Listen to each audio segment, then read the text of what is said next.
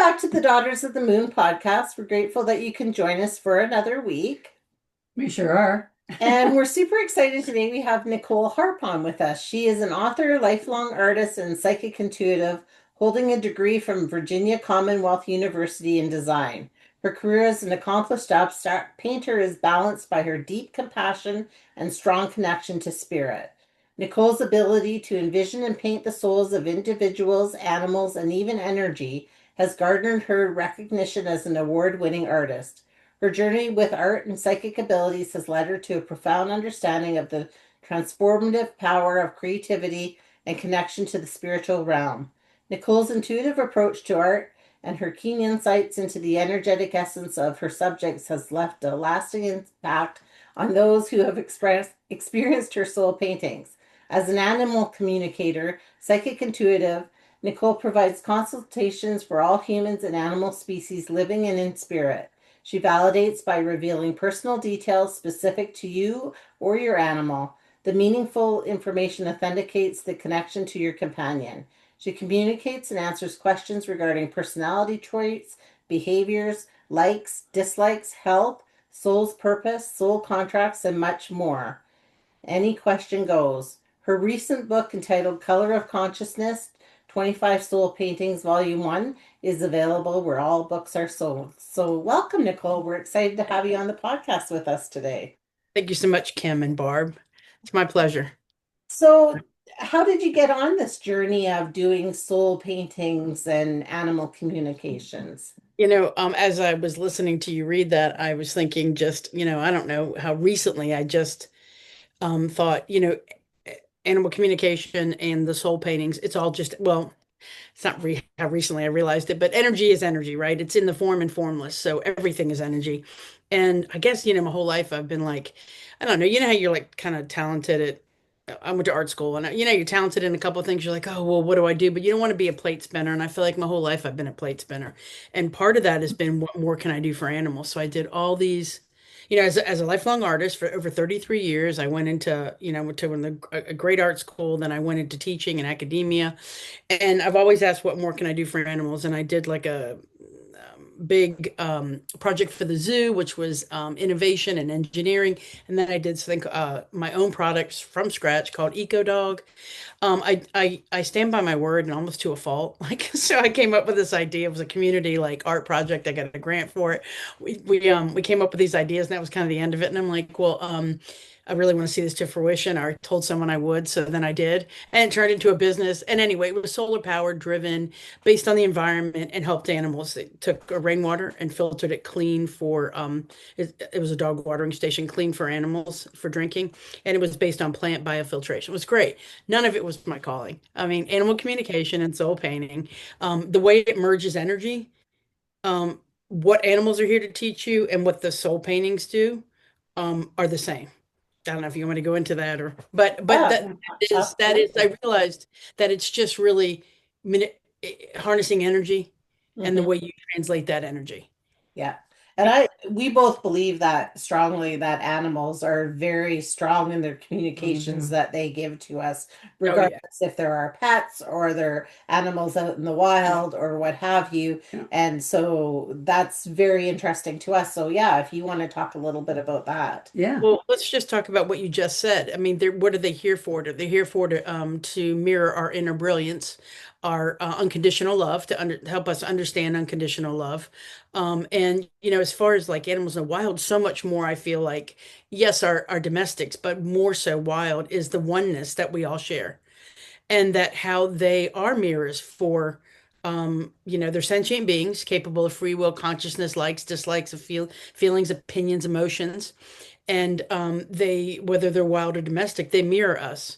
So you're going to attract into your life the emotional wounds that you need to release and heal, or or the beautiful love and light. They're going to reflect that beautiful love and light pure love and light that you need to see and be reminded that you have, and then project that back out into the world, because everything we see and experience is a mirror, or a projection of what our inside, our internal selves. So, um, I there's another whole part of animal communication that is the wild part, and I work with Penelope Smith, who's there's lots of animal communicators out there, and um, I've been a professional for years, but there's certain people you vibe with, and I've like worked with some of the best, and it's like everybody has their place and what they do, but like I love the shamanic journeying, I love the oneness of nature and the aspect, I love merging with animals, I love the meditations of merging, and when I teach animal communication,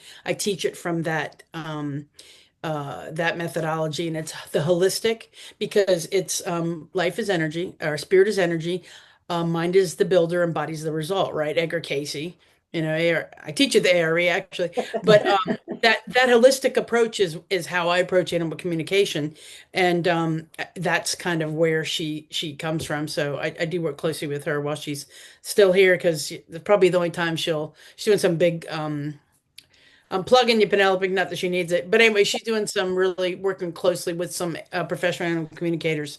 But anyway, so the holistic approach is people come to me with the physical, with an animal with a physical, a dog's got separation anxieties, peeing out, being in the house, or crying when you leave. And then, so that's the physical, but then you have the emotional. So when I communicate, everybody's going to reach out when it's already been through when the physical's already presented, we missed it. The emotional presented, we missed it. And then you can't help but see the physical. So you have to work through those. But it is interesting. They're going to have that cloak. We all have a cloak, right? Of emotional wounds and false baggage we carry because it has served us so far. And as it gets gray and dingy and needs to be released, especially like with animals and humans, you attract that soul contract. The cloak gets released and revealed, and then you need to look at your animal and look in the mirror at what you need to release. And it is so much as much for the human as it is for the animal. And once the human releases it, though the animal gives you amazing solutions that I could never come up with of things for you to do to release or to help the situation from their perspective. And that's the tapping in. But the real work needs to be done with the humans. We all know that, right? Animals have figured it out. They know how to die, they know how to live. It's us that needs to understand that spirit consciousness, right? Living in spirit consciousness, which Yeah. they do, and they're here to bring us into presence. They're here for so much, but those are some, uh, just bringing us into sheer presence is such a gift. If we stop, if we slow down, right? Yeah, and listen to them. Well, I And know live. with my mom, she had two dogs and they both now passed, but I know like they had a different relationship than I probably had ever encountered with somebody with their animals at that point because it was like they were in constant communication with each other and she could feel their energy as much as they could feel her energy. So Yeah, I always find that fascinating about just how much they can teach us about ourselves, like you alluded to. yeah, that's it. It's funny. I felt your mom tapping into my energy before we got started. I saw her like, let me figure this one out. Um, is that right, Barb? Is that right? Did I feel? I try not to do that because I know that we're not really supposed to do that. I don't care. Bring it up. I mean, I feel like if we're allowing each other sharing this space, it's a trusted space, you can do that. But I think to the extent that we want to use intuition just for a little, like, just a little drive-by look, see, like, okay, the energy feels good. I guess if it didn't feel good, you wouldn't have me on. But anyway, but yeah, that's the beauty of the relationships. You call those two animals into your life. It's a soul contract. And then what Kim shares with them is a different soul contract and different emotions to be released and emotional wounds. And everybody who's in their lives, something different. And animals don't hold, they're not in their ego, and they're not attached to pain like we are. And they'll, as we all hold different emotional wounds that we need to release, the protector, the sensitive one, all these, if you were to like categorize them in like seven, Terry, there's a couple of animal communicators who have worked with human and healings and kind of we all have a little bit of each one, right? Yeah. And so do animals. And when we release ours, they may be releasing more than one as us, but so much faster and more quickly because they're not tied to it like we are. So I just find where I am now is just it's like a whole new life. I was thinking about that today, like my whole past life, right? Coming from galleries, museums, and academia and art. And now it's just like soul paintings. I'm painting I mean, I was always an abstract painter, but I don't know if I always understood what I was painting unless I painted for academia, which is, oh, let's paint for the environment. Let's, you artists have a problem that they create, then they solve it. They continue to solve it till there's no more solutions to solve, and then you create another problem. Whether I'm working with the environment or animals, whatever you're painting about or working out in your whatever the structure is. I happen to be an paint abstract oil painter, but so for this kind of happened. The soul painting. I was always abstract, but the soul painting happened when my mom had dementia in 2 years ago. 2 years ago, May, and I lost her twice. First to the disease, and then second to her passing. And during that time, Sorry. I've never experienced someone's pure consciousness. I've never seen it.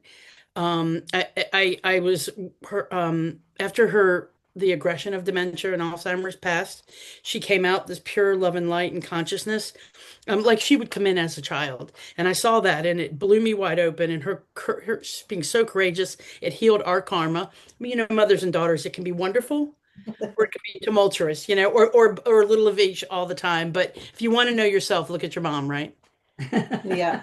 Well, if you want to know, if you want to know yourself, look at anybody and anything that someone does, especially any sentient being, whatever they're mirroring. If it bothers you, then it's in you, or it wouldn't bother you. That's right. And people are like, well, my dog does this. I'm like, well, you should really take a look at yourself, But I mean, I don't, but we give it from the dog's view, and then you can tell if the human's ready to hear that, if they're ready to do some work. So you got to kind of, but but when I saw that in my mom, I painted, she was as with dementia, if she was like staring off, and just we could just, I don't know where, half in this world and half in the other. And so I painted her heaven, and then I painted her soul and my soul. So during that time when I saw that pure consciousness, um, you know, without all the preconceived notions of who she was during this lifetime, which that's all I knew. I I just I don't know how to say, like, I rose to spiritual. I don't know what a spiritual awakening. I don't even know what happens. I was like in it. It was fight or flight. I was in that time. I was taking care of her. I was working full time. Anyway, I saw that, and I painted hers and my soul. And then I was getting energy so fast. It was coming so fast. It's never happened in my life like that. And I was like, who wants their soul painted? I was painting animals, humans, whatever, any kind of energy, mostly sentient beings. And I was just like, oh, I was just buying more supplies and painting. And I said to Spirit, I got to work something out, because, the channeling writing was coming, but then the imagery was coming too. So then I was like, okay, Spirit, we got to work this out. I'll put, a easel here, an easel here, and an easel here, and I'll do I'll channel the energy. I'll write it on the canvas, and then I'll, work on it. Then I'll move it, and then I'll move that one to that. And I painted over 75 in that time, and over hundreds now, and and Wow. and everyone is so different, and it's the energetic and emotional imprint of that being. So so animals remind us of our inner brilliance in a way that they mirror our most beautiful selves, right? The unconditional love that they're trying to get us to understand that they have. And the soul paintings are the same thing. I feel I capture that, what I channel, I'm getting that being coming in, all that before the patterns and the false baggage, like your true creative self, which led me to my second book I'm working on, which is creativity. Because during this I realized that we're all so creative, that we all are creators, and in the way of, like, not just art or things like that, but I mean, it is so interesting. I thought it was only for the elite art. It's just interesting how it's like another whole me, another whole lifetime of how I see things. And I can thank my mom for that, because she continues to live, on through every painting, every, she was a huge animal lover. I mean, we've had 24 rescue animals, but Wow. anyway, that's how that first book came. And anyway, and I don't know, I just off on a tangent. Stop, Nicole, time. Toot, toot, toot. Okay, I'm just That kind of explains why you're attached to animals if you had 24 of them in your lifetime. You know, all their throughout. personalities that you were dealing with over the years, like that's pretty cool. And Yeah. so it shows me that, yeah, the frequency was always coming through to you from them. I call it frequency because I believe we live Yes. on those different levels of that. So that was all coming through to you. So that's amazing. That's beautiful. And the It's picture you beautiful. draw because of it is even better. It's pretty cool. Yeah, Yeah. it is, and it's Yeah. it's interesting how like when you're channeling the messages through your paintings, Yeah. and then I would assume that it would just give you some sense of relief too, and like you kind of alluded to that you were working through things as you're painting Yeah. these things and getting the messages for yourself and or others, I don't know. And I Mhm. think as people witness your paintings, they will find some answers through your paintings through the abstractness, right? Because Yeah. I find Absolutely. abstract art always pulls you in to Yeah. find what you need to see Yeah. in there. Yeah. Yeah. Very good. Yeah. That's beautiful. And the beauty of abstract art is the that you have to bring more of yourself to the work. Like I've never liked realism. I appreciate when people do that. I appreciate all kind, you can appreciate it, but not that's not what you want to. But what resonates with me is the abstraction that it changes according to the state of mind of the viewer, whatever mood you're in that day, whatever you'll see something different all the time. If you're looking, if you just ignore it as everything, you won't see it, but you see it, and really the abstraction is like, how does it make you feel? And it really takes, Eric Kandel, Nobel Prize winning neuropsychiatrist, talks about um, bottom up and top down, how it takes a smarter thinker, a smarter person.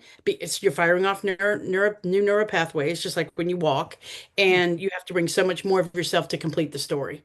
And I Yeah. just love that. And with my paintings, I channel the writing, but then I give these questions. It's then they're in the back of the book to reflect. And because it's almost like a past life regression or birth regression, come to your birth, but the things that you see in the lines, strokes, colors, and shapes and forms um, will resonate. Like you're healing and you don't even know it if you acknowledge that this is your soul.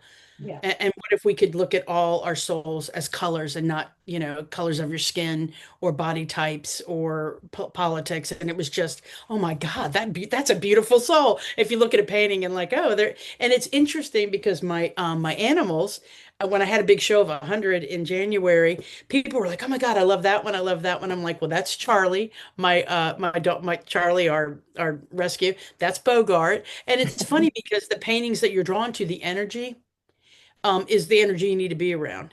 Yes. And the room was like, people are like, who aren't art people, they're like, this room is vibrating.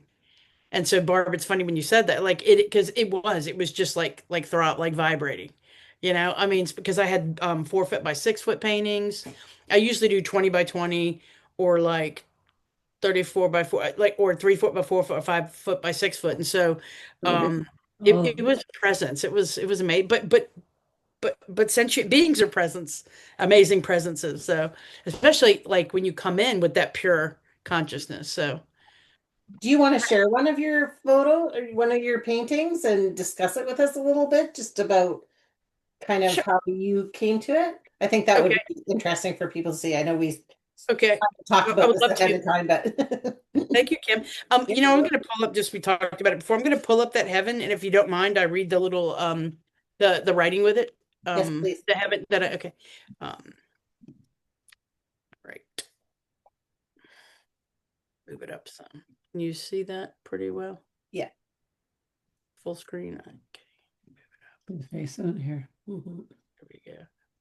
Okay. Okay. So this one is the one I painted for my mom and hung across from her bed, so she could have something. What we began to talk about what happens when you cross over, but uh, with and after we began to, but then she was full on in the dementia. But um, anyway, it's called Heaven Spaciousness. So the good things to do is I'll just read it and then you just look at it, and it's kind of try to feel and put yourself in the painting. So it's called Heaven Spaciousness, and it's an interpretation of one aspect of heaven. And they all start, hello, dear soul. Focus on the clarity of light within you.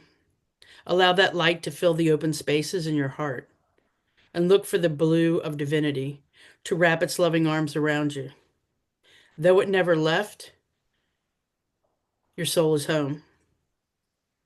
Peek behind the clouds and you will find us there mingling about, awaiting your conversation. Wow. And That's so amazing.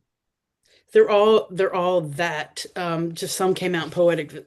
They all, it's funny because I hate to rhyme, and some were starting to rhyme. I'm like, oh my God, but it just, they come out with the way they come out. And anyway, so I have a couple. I have heaven, and I have some of spirits, and it's funny, in the house I have ones that we ended up keeping. And my spouse works out of the home, does healing work, and they're in that room, and the room is just, I mean, you walk in and you're just like, oh my God, it's our workout room too. So I'm like, I don't know, man, it's too calming in here, but let me stop sharing. But and uh, I love that because like in that one, when I was looking at it, I could see like one, I could see like the energy, like the actual energy beings, but I could also okay, see like angels, and mom saw a face, she was saying when she saw it, and you yeah, could just really like there was a lot of like I could felt like a lot of calm and happiness, but I felt a lot of emotions in there too, like almost like I wanted to cry when right. I was looking at different parts of it. So it was a beautiful painting, and like, I just wanted to share that it really touched me, but I could totally see the angels in there and the And me too. Like when I was looking at it, the first thing I thought was, because of the story you've told us, it's almost like when I believe that someone's going to be passing soon. Okay, they're already on their journey of they're going to be passing. But I believe that they also, when you painted the picture, they were already looking down at what they were. Right, Okay, so the picture of her was already suspending on, looking at her, saying, "I see you. I see right. you. I'm going to always be with you." Um, I just feel that there's that connection beforehand.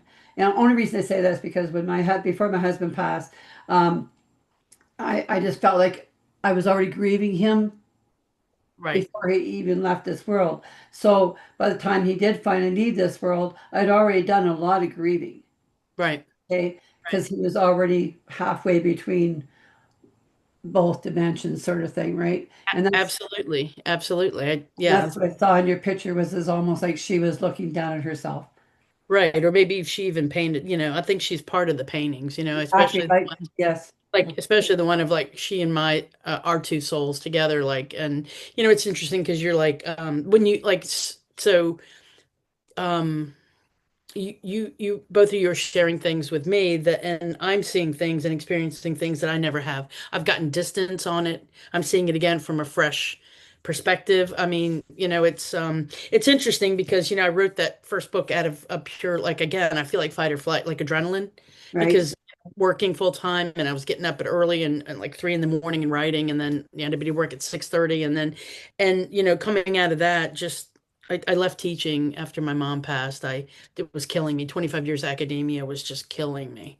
I mean, it was, the system, but it's like never, nothing's ever, no, the deal. But anyway, and then so I just, well, thank you, because I'm seeing and experiencing so much, and I feel like right when you said that, Barb, I was thinking it had already happened. I just had to catch up to it. Like, yeah, so it was manifestation or whatever, but and people say like, the dementia, because my spouse and I are getting ready. We just trained to volunteer for hospice.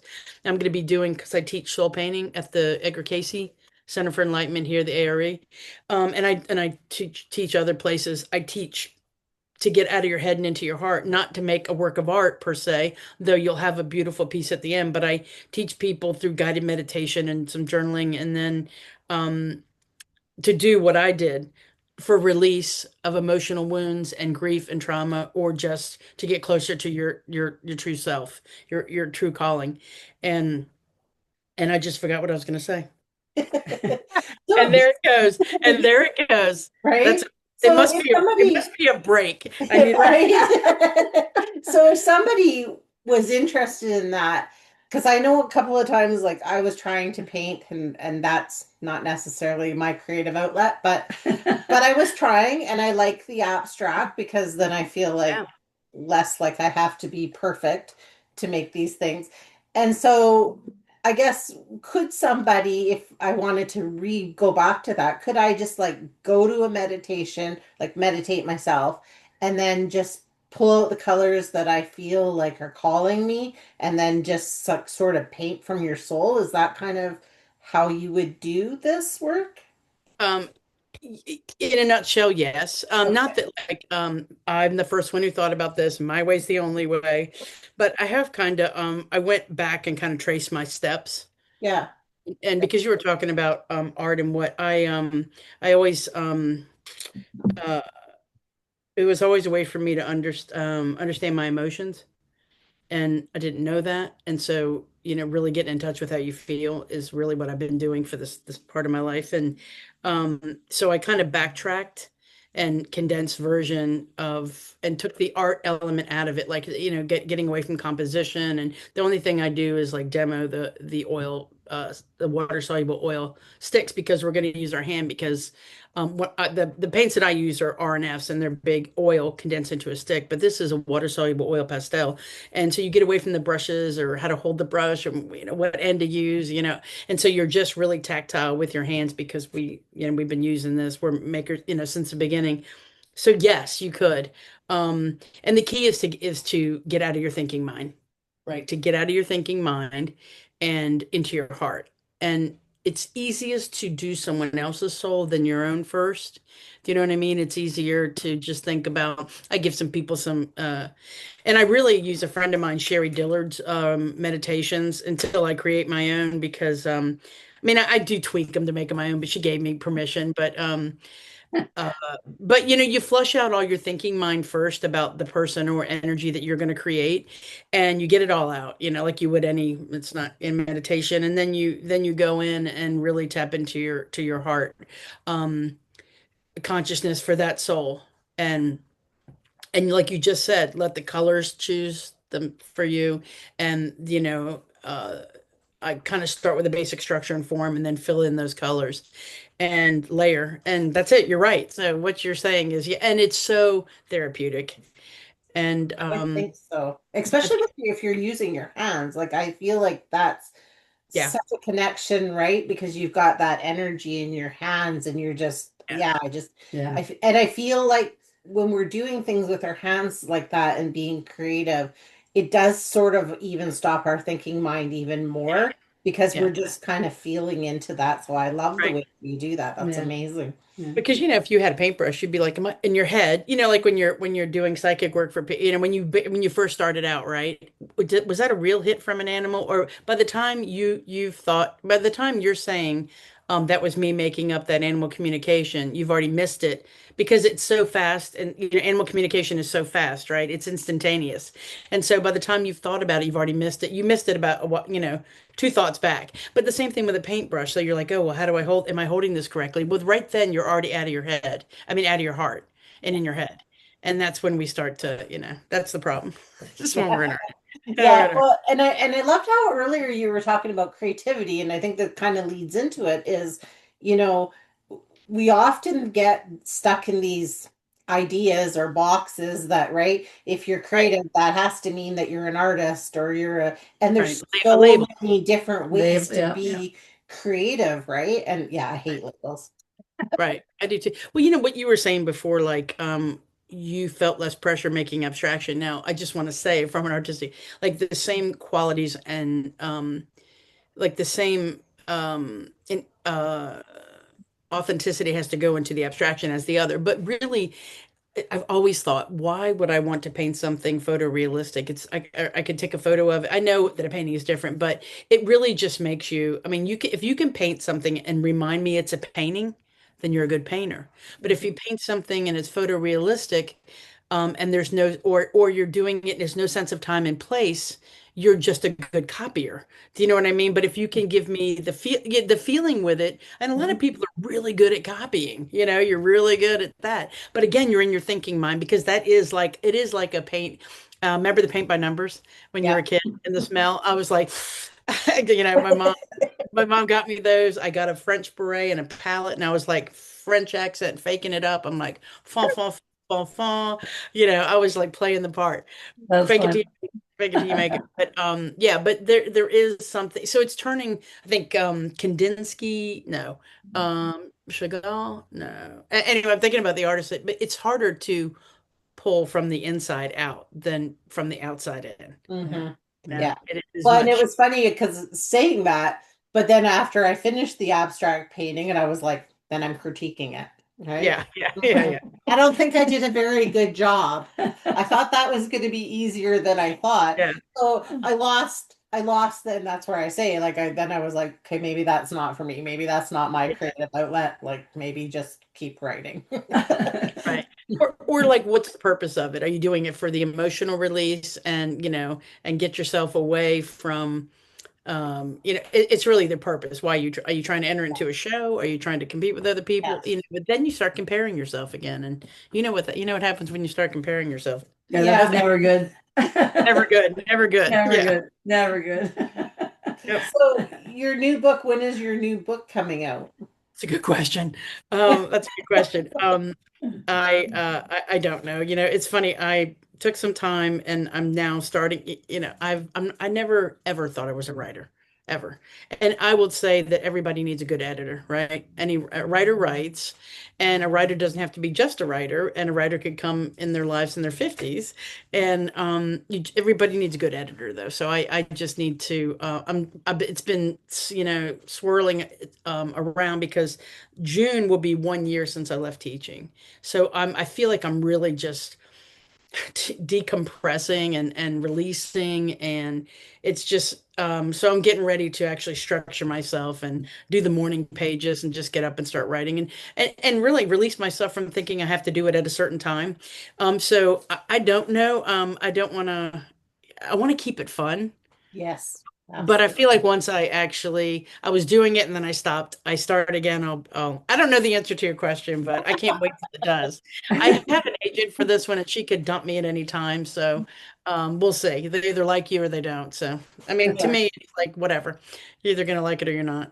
That's right. That's true. I got to edit actually a friend of ours wrote a bunch of books on meditation and things like that. Cool. And so when she wrote some of her first ones, she asked me to edit them. And I'm like, okay. So then she's like, I trust you because you know my thinking and you know Right. what I want to convey. So that was actually a really cool project. I loved that because it just was, Right. reading it and then just doing that. So yeah. Uh, I actually need an editor. My editor is working on some big projects in Hollywood, so whatever. So she's, I guess what her not responding to me, I think I know what it means. Yeah.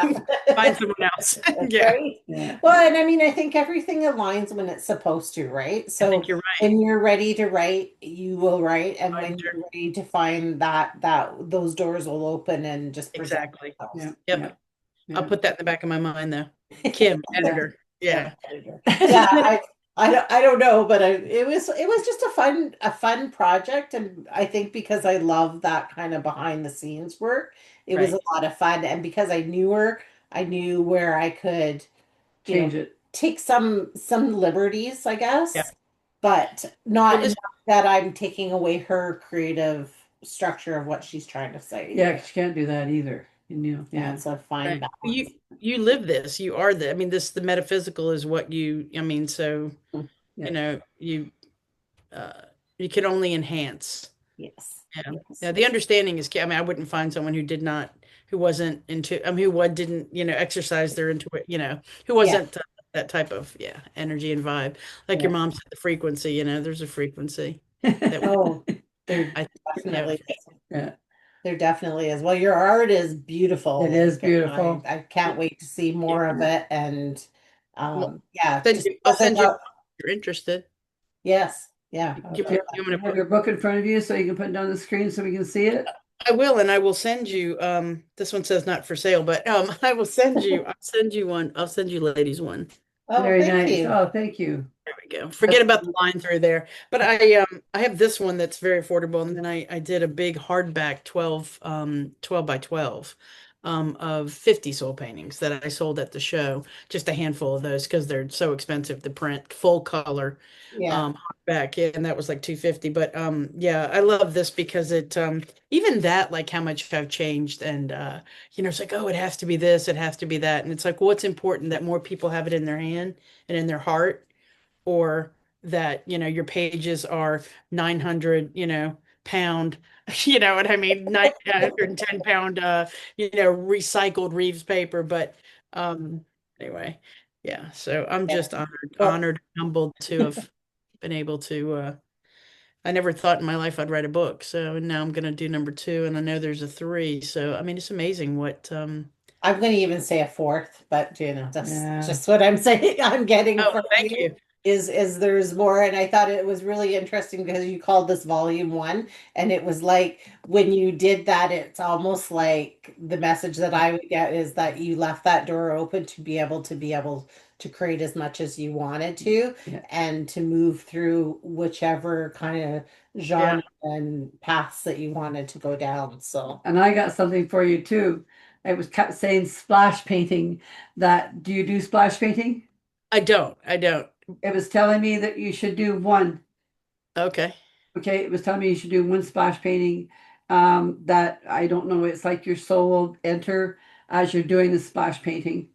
It's like your soul will be as you splash in front of you. It's going to be your soul on that painting. It just kept coming to me, and I wasn't going to say it until Okay. after we did the Okay. Yeah, definitely. Yeah, podcast. it's interesting. I did haven't. Everybody's like, "Well, where's your soul painting?" And I haven't done it. The only one I have done, and I had to do it before, something I was doing where before I started teaching the soul painting, to people. I lost my voice for 23 days, and during that time, um, I was like, you're always asking the physical pain, what's the emotion behind it, or whatever. What is the emotion behind this? What's the emotion you can release it? Because energy responds to inquiry. And so I just said I could not, shake this. It was like day 20, whatever. So I went and did a painting.